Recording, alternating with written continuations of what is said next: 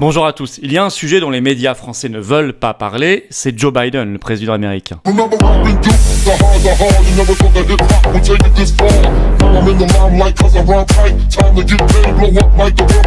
Or, il y a un sujet de plus en plus pressant de Joe Biden. Il est sénile. Il y a des preuves irréfutables de maintenant de sénilité. On fasse un lapsus de temps en temps, ok, qu'on se plante de temps en temps, peut-être. Enfin, quand ça devient tous les 3 jours...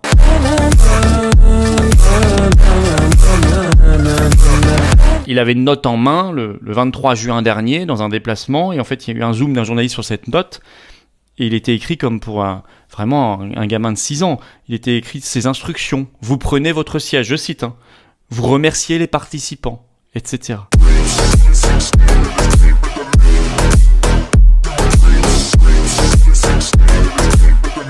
On peut revenir au 2 mars dernier, dans un discours, il fait un lapsus.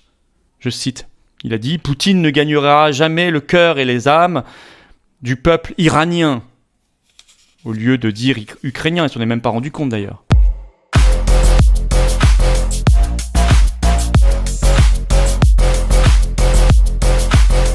En effet, Joe Biden a donc été testé positif au Covid ce 21 juillet, avec des symptômes.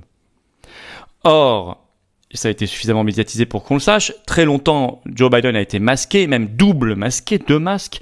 Il est vacciné 4 fois. Il est traité au Paxlovid, une pilule anti-Covid de Pfizer.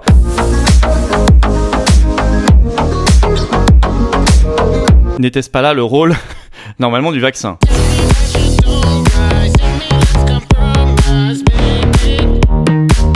Quatre injections, 2 masques, le Paxlovid en plus, ça...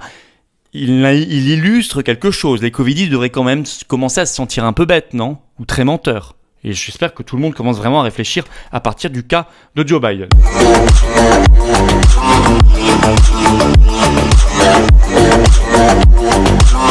La France, on se met derrière cet homme et les gens qui dirigent autour de lui.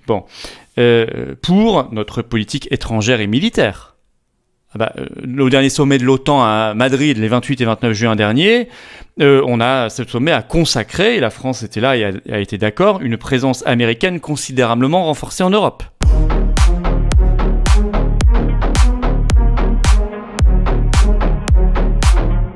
On se met derrière pour notre politique énergétique.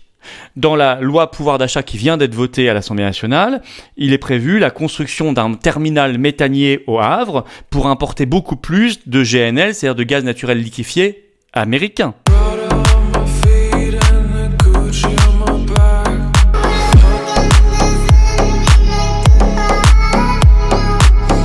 Et donc, on se met derrière ce pays-là pour notre politique économique. Politique énergétique et économique, c'est très très lié. Et aussi sur les restrictions de liberté. Quand on se prive du gaz russe parce qu'on suit les Américains et qu'on veut acheter du gaz américain, ça a des conséquences en termes de liberté.